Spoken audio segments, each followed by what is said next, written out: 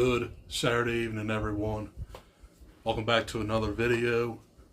And I do realize that I am very behind on some movie reviews.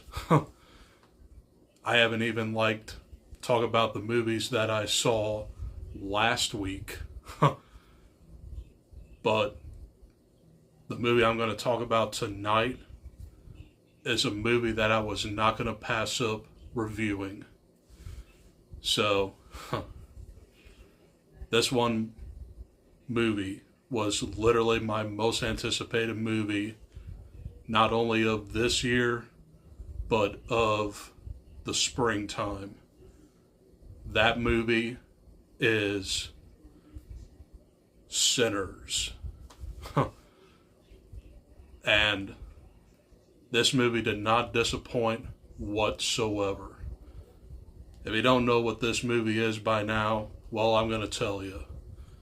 This is Ryan Coogler's own vision on what he portrays as a vampire horror movie. So, very simple story and very straightforward with the narrative. But I'll get into how this movie is probably my favorite movie of 2025 so far. Let's talk about Sinners.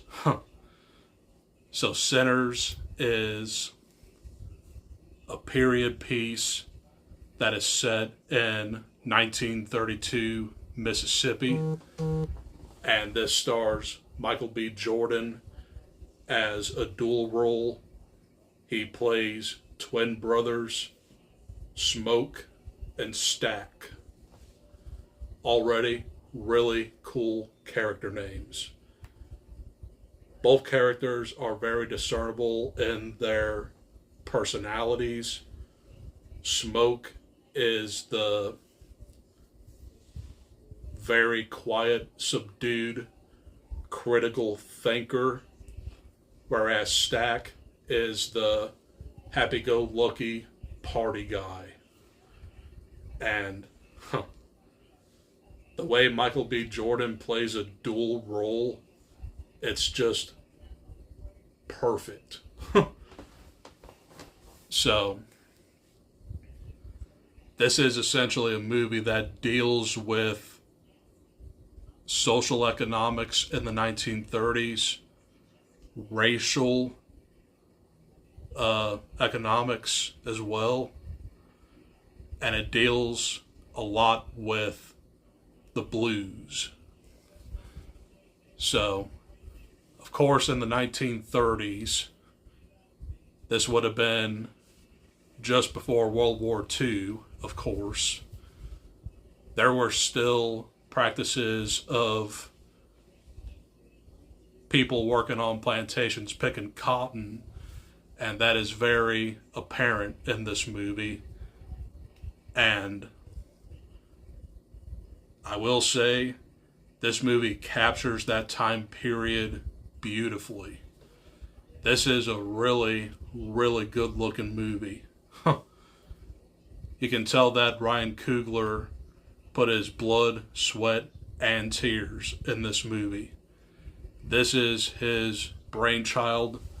He wrote it, produced it, and directed it. Michael B. Jordan, of course, with the dual role, perfect. But then you have Haley Steinfeld in here, which I'll get to her very soon. And then you have, his name was Miles Catan. He's a first-time actor, and he is kind of like the lead of the story, which technically means that this story is basically centered around him because he's an aspiring blues musician. So, turns out, little Sammy Moore, which is a preacher boy, his cousins are actually Smoke and Stack. and they are there to show him how well he can succeed in the music industry. So, Smoke and Stack come from Chicago, and they literally stole some money from like a gang boss, and they want to use that money to open up a juke joint. It's a black blues roadhouse. And the first half of this movie is set in the daylight, which this whole movie is kind of like a drama when it starts off. Just like these two brothers coming home, and they just want to succeed as businessmen. But as the sun goes down, there is a looming threat that plagues Clarksdale, Mississippi. There are a clan of vampires trying to take over this club and take the night. So, I will admit, this movie is 2 hours and 18 minutes, but once this goes into the nighttime, that's when people are going to be very excited to watch this movie. But Ryan Coogler does a very, very risky strategic thought. He puts the vampires last. But this is more of a social commentary on racism and poverty in 1930s southern Mississippi. That's pretty much the main theme with this movie. But you also have the influence of blues music. Now, the vampire lore does work throughout this whole movie. I mean, stab him through the heart with a wooden stake, sunlight kills him, garlic kills him, silver kills him. All that is there for the vampire lore. The only thing they really change is they give them red eyes.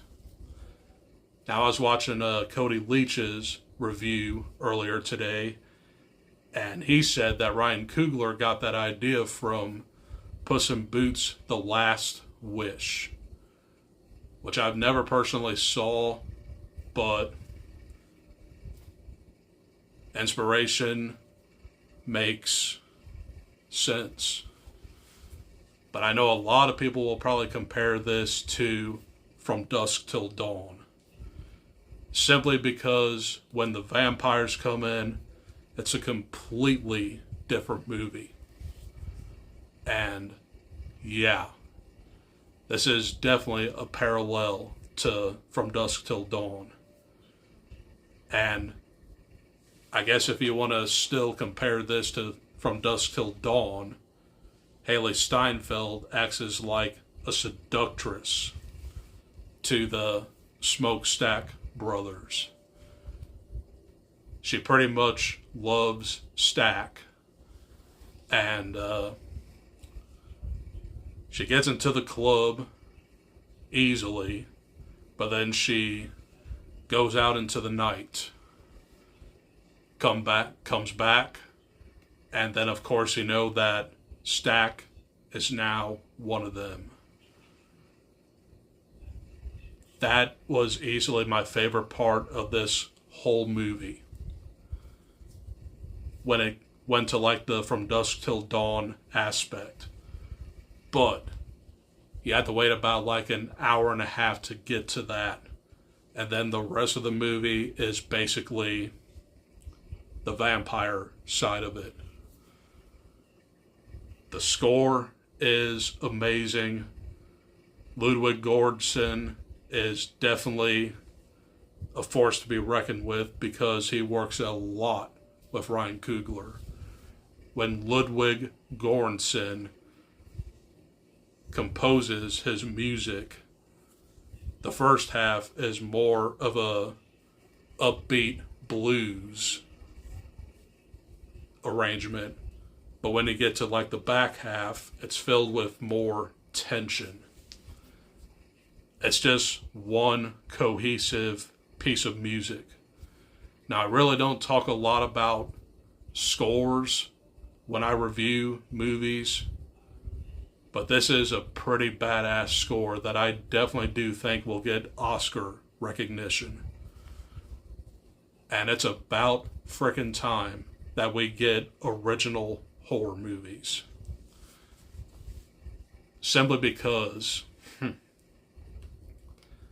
either look forward to remakes, reboots, IP movies, but we never really get that many original horror movies anymore. God, the past few years, we've had instant classics like X, Pearl, The Substance, Nosferatu, and I'm very confident that Sinners is going to be an instant classic for this year. This movie is immaculately done, and you definitely have to stay for the mid-credit scene. It literally wraps everything up in a bow, like perfectly. So, I won't give away the mid-credit scene, but you definitely have to stay for it, because it's a very satisfying conclusion to this amazing movie. So, I do have one small issue though. I really wish the main vampire had like a little bit of a backstory. He was just there. And they could have like done a little bit more with like the vampire lore.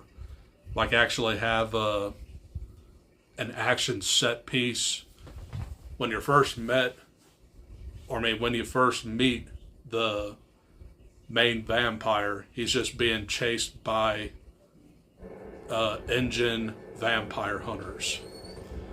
And he just like lands in front of this house and he's burning. But the husband and wife let him in, and they become the first two victims. Turns out they should have listened to the engines. But, you ain't gonna have a vampire movie without some carnage. And I will say, there is a little bit of blood and gore in here, but it's not as gory as I thought it would be. But otherwise, this is easily my favorite movie of the year thus far. And not to mention, I do like the way the cinematography looks. It definitely brings that Western gangster style to this movie with a little touch of horror. This movie is awesome, and I'm going to give Sinners. This is going to be my first A+ of the year. The only other movie that I gave an A to this year was Companion. But this one is by far the best of the best so far. So, those are my thoughts on Sinners. Hopefully you guys enjoyed it. And if you like this sort of content, I strongly urge you to like, comment, and subscribe, or I'll make you into a creature of the night. Alright, that's all I got for this video. I'll see you in the next one. Adios. Peace.